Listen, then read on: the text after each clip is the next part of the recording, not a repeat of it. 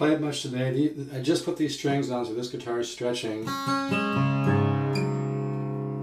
And I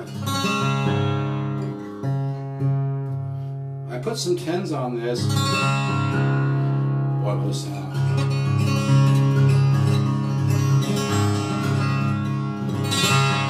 Great overtones, man. This is one of these made in the 70s.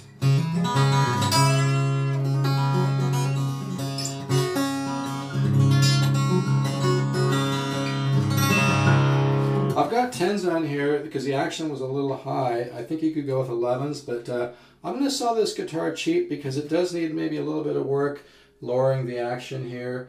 You know, it's got one of these, the actual saddle sits in kind of a piece of brass, and you can take that out and sand that down and sand the saddle down and do whatever you have to do. Yeah, I would not spend the money for a neck reset. I mean, I've had this conversation with many great luthiers, and those that are successful and don't need to oversell things that they don't need to sell have agreed with me that oftentimes if the guitar sounds great, you can just work with the bridge. You know, you can shave down the you know, a little bit on the saddle, and sometimes a little bit on the wooden bridge, and in this case even bring some of the brass off there. But this is a great sounding guitar. I'm just going to blow this thing out for, like, you know, $300. If you're into altered tunings, this would really, it sounds unbelievable. It's got the just wonderful overtones.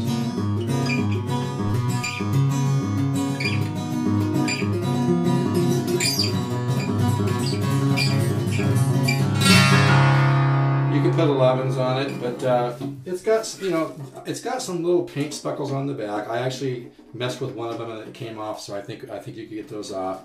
The back of the neck's kind of cool because, as you can see, it's got some flame. Well, you can see that, but there's some flame in the middle of the neck, which really looks cool. And so you got some flame there. It's a great sounding guitar. So there's some little funky, I don't know what the hell this is about here. Somebody put a little piece of something there.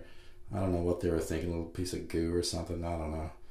You know, this guitar is, you know, really has a sound, but, like, you know, you may have to spend 60, 70, 80 bucks if you need to lower the action. Actually, the way the action is right now with 10s, it's fine for me. I could use 10s or 11s on this, and especially for altered tunings. But you might want to pay a luthier a little bit of money to lower the action on this if you want it lower. Even with 11s, though, it's not going to be too bad. But, you know, if you want it a little more cozy, you know, you spend the 60, 70, 80 bucks depending on who you know. But anyway, this is really, really a sweet box. I mainly just wanted you to hear it. But I could get it fixed and sell it for much more, but I'm willing to let it go for 300 bucks plus shipping. Listen to that. Oh.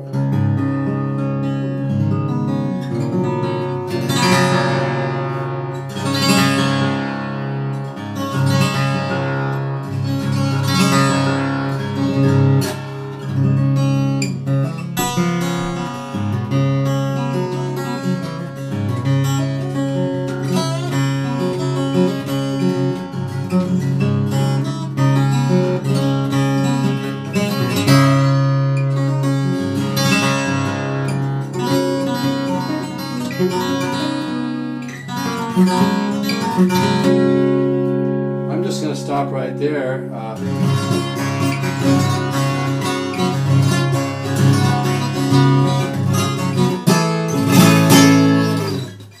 Steve, you know, yeah, if you could use it, this is a nice guitar. Just, you know, you might need to dial it in a little bit. You might need to spend, you know, 60, 70, 80 bucks, depending upon who you know, to lower this a little bit, or you could do it yourself.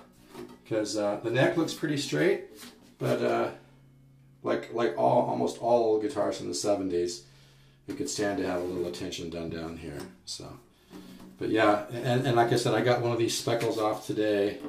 But yeah, these made in Japan guitars, man, these made in Japan Alvarez's, it just blows me away, that the overtone series.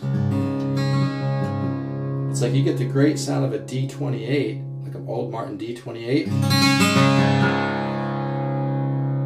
but with more overtone series and more growl.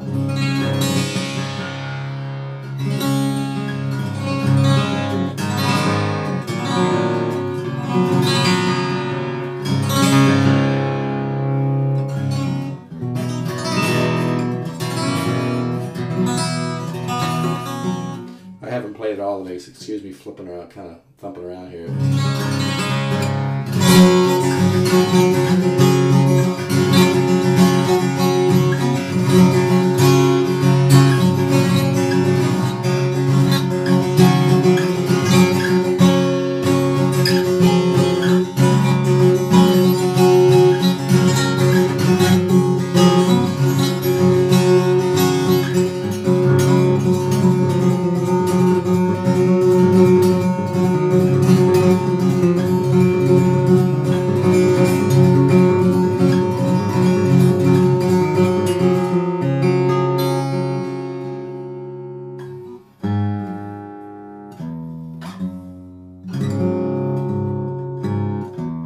Where's my chord?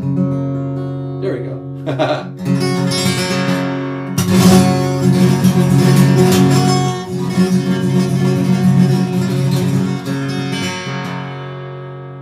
This is a hell of a box. It's a little rough, but you know what, man? I swear to God, I think this is the nicest sounding one I've ever had. That's the funny thing about guitars. Often the ones that are a little funky, that have some issues, have the best. This thing's just growling, man. Listen to that, man.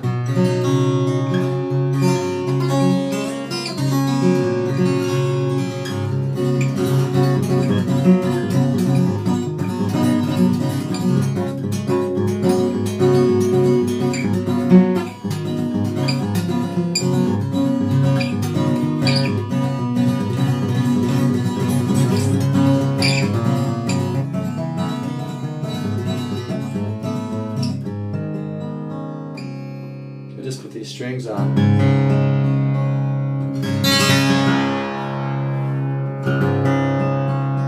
Sounds like the harp on a piano, man.